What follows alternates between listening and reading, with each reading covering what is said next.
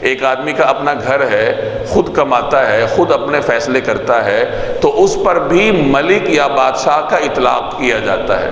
چنانچہ ایک مرتبہ ایک صحابی کی خدمت میں کسی شخص نے عرض کیا کہ کیا ہم فقراء المہاجرین نہیں ہیں؟ کیا ہم فقراء نہیں ہیں؟ کیا ہم مہاجرین میں سے فقراء نہیں ہیں؟ تو انہوں نے پوچھا کیا تمہارے پاس بیوی ہے، یعنی تمہاری بیوی ہے؟ اس نے کہا ہاں ہے۔ تو انہوں نے پھر پوچھا کہ تمہارا اپنا مکان ہے؟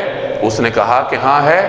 تو ان صحابی نے فرمایا کہ پھر تو تم غنی ہو، تم تو فقیر نہیں ہو۔ جب تمہارے پاس مکان بھی ہے اور تمہیں اللہ نے بیوی بھی دی ہے تو تم تو فقیر نہیں ہو، تم غنی ہو۔ تو اس نے عرض کیا میرے پاس تو خادم بھی ہے۔ تو ان صحابی نے فرمایا پھر تو تم بادشاہوں میں سے ہو، پھر تو تم بادشاہ ہو۔ یعنی بادشاہ کا اطلاق یا ملوک اور ملک کا اطلاق ایسے شخص پر بھی ہوتا ہے جس کو اللہ نے چھت دی ہے، بیوی دی ہے، اولاد دی ہے، اسے سواری دی ہے، تو ایسے شخص پر بادشاہ کا اطلاق کیا جا سکتا ہے۔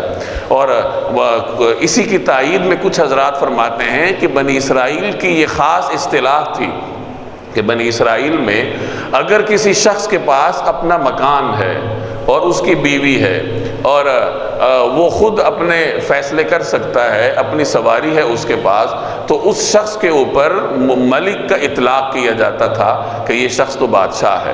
تو خلاصہ یہ نکلا کہ جو آدمی اپنے معاملات میں خود مختار ہے، اس کا باقاعدہ ایک خاندان ہے، اس کا ایک گھر ہے، اس کو اللہ نے سواری بھی دے رکھی ہے، خدمتگار بھی دے رکھے ہیں، تو وہ اپنی ذات میں ایک بادشاہ ہے کہ وہ خود فیصلے اپنے آزادی سے کرتا ہے۔ تو بنی اسرائیل